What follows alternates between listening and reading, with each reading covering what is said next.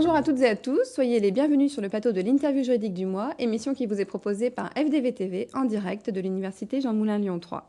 Alors comme vous le savez, elle consiste en approfondissement d'un point de droit d'actualité par un spécialiste. Et ce mois-ci, c'est la procédure civile qui a retenu notre attention, et plus particulièrement les procédures civiles d'exécution, en raison de la publication de l'ordonnance numéro 2011-1895 du 19 décembre 2011 relative à la partie législative du Code des procédures civiles d'exécution, et donc qui est parue au journal officiel le 20 décembre. Alors elle est elle-même prise en application de l'article 7 de la loi numéro 2010-1609 du 22 décembre 2010 relative à l'exécution des décisions de justice, aux conditions d'exercice de certaines professions réglementées et aux experts judiciaires. Alors, pour en savoir plus sur ce nouveau code, nous sommes très heureux d'accueillir Maître Olivier Fradin. Alors, vous êtes huissier de justice et également maître de conférences associé à l'Université Jean Moulin Lyon 3. Vous intervenez notamment au sein de l'École de droit de Lyon et de l'Institut d'études judiciaires de Lyon. Alors, Maître Olivier Fradin, bonjour. Bonjour. Merci d'avoir accepté notre invitation. Merci, bonsoir. L'usage veut alors que 3 questions vous soient posées. Je commencerai peut-être par celle-ci. Finalement, pourquoi un code des procédures civiles d'exécution? Quelles étaient les sources peut-être auparavant des procédures civiles d'exécution justement? Les sources sont essentiellement aujourd'hui encore dans la loi du 9 juillet 1991 et son décret d'application. Alors, puisqu'on parle de la partie législative uniquement, il n'y a pas que cette loi du 9 juillet 1991, il y a également toutes les dispositions relatives à la saisie immobilière qui sont contenues aujourd'hui dans le Code civil. Et on trouve un certain nombre de dispositions un peu plus anciennes, notamment les procédures de paiement direct de pension alimentaire qui sont prévues par une loi du 2 janvier 1973 et quelques autres dispositions un peu plus éparpillées dans les textes. Il y a aussi pour, par exemple, la saisie des rémunérations, des dispositions qu'on trouve aujourd'hui dans le Code du travail et certaines autres saisies un peu moins connues que l'on trouve également éparpillées dans des textes, dans des codes.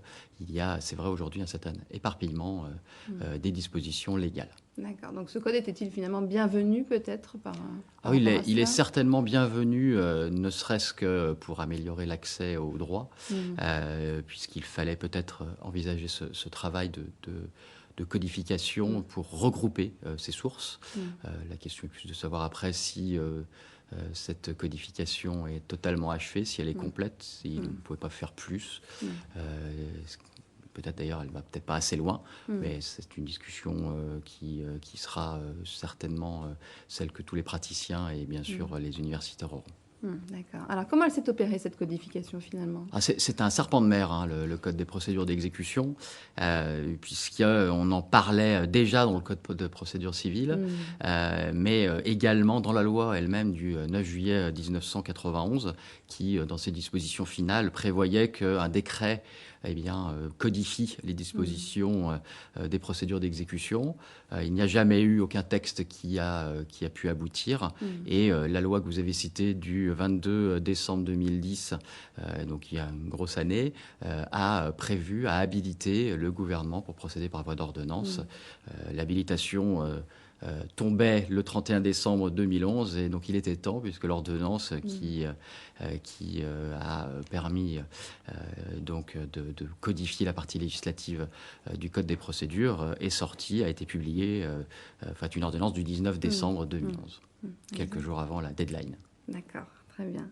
Alors, peut-être, est-ce que finalement, que penser de cette codification? Parce qu'on sait que le livre 5, notamment du Code de procédure civile, relatif justement aux voies d'exécution, reste et demeure toujours vide finalement. Oui, c'est vrai que naturellement, le Code de procédure civile avait prévu d'accueillir finalement la codification de ce code de procédure. Peut-être que la politique législative au sens large a décidé de donner une plus grande portée en prévoyant un code séparé pour les procédures d'exécution. Et d'ailleurs, l'ordonnance du 19 décembre 2011 prévoit effectivement que la codification a pour but de redonner toute sa portée à la loi de 1991. Donc on peut penser que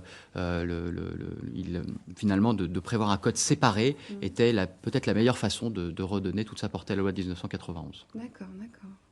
Donc du coup, peut-être, alors vous parliez tout à l'heure peut-être d'une codification peut-être pas forcément aboutie. Est-ce que vous pensez à des textes qui auraient pu être ajoutés ou à des éléments? Alors c'est vrai que aujourd'hui, ce qui a été mis dans le code de procédure, c'est bien sûr la loi de 1991, ce sont les dispositions de la saisie immobilière également, les dispositions sur le paiement direct, quelques petites dispositions éparses de textes, alors extrêmement, aujourd'hui presque oubliés, mais qui sont encore en vigueur, des dispositions de certains autres codes, et je pense par exemple dispositions du Code de la construction et de l'habitation sur la trêve hivernale pour les expulsions, qui ont été maintenant codifiées dans le code des procédures d'exécution.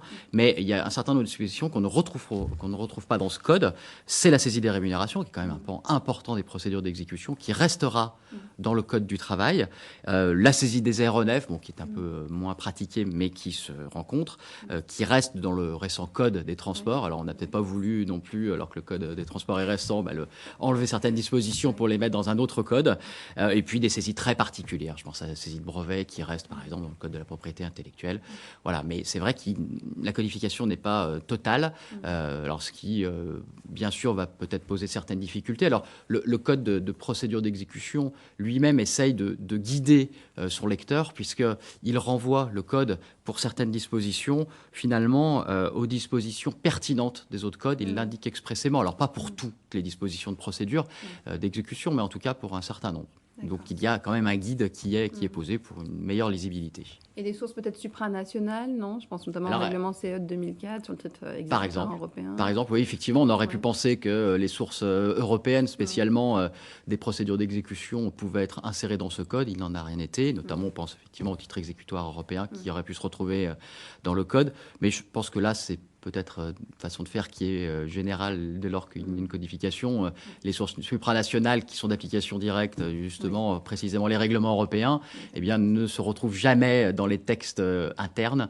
En revanche, effectivement, il y avait des directives, ça aurait peut-être été l'occasion, mais il n'y a pas de directive spécifique en procédure d'exécution, il y a surtout des règlements européens. Donc, ils restent à part et ils resteront au-dessus encore de cette nouvelle source. Et le praticien du droit, alors, comment accueille-t-il ce nouveau code? Il y a deux réactions, on va dire. La réaction immédiate qui était de dire « Oh là là, qu'est-ce qu'on va nous changer nos habitudes? Il va falloir modifier tous nos actes de procédure », puisqu'évidemment, les actes de procédure d'exécution citent, et les textes l'imposent, citent les dispositions même aujourd'hui de la loi de 1991. Donc demain, c'est-à-dire après le 1er juin prochain, les dispositions du code de l'exécution.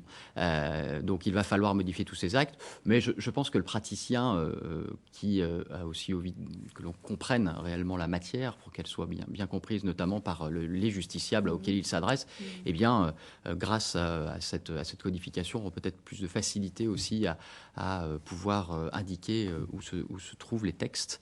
C'est un des buts de l'ordonnance, d'améliorer l'accès aux sources du droit. Donc, c'est vrai que quelque part, c'est intéressant. Après, le praticien va regretter aussi que la codification ne soit pas complète et qu'il y ait un certain nombre de dispositions qui soient laissées sur le côté dans d'autres textes ou dans d'autres codes. D'accord. Très bien. Merci beaucoup, Maître, pour l'ensemble de ces éclaircissements qui ont permis à nos auditeurs et internautes de pouvoir mieux appréhender en tous les cas ces questions. Et je crois qu'il faut donc attendre 1er juin 2012 pour la version, disons, officielle du code. C'est ça, il faut attendre le 1er juin puisque le code rentre en vigueur à cette date. Et puis, il faut surtout attendre la partie réglementaire du code qui n'est pas encore publiée, qui va comprendre un certain nombre de dispositions qui sont aujourd'hui dans d'autres textes. Très bien. Merci beaucoup d'être venu sur notre plateau.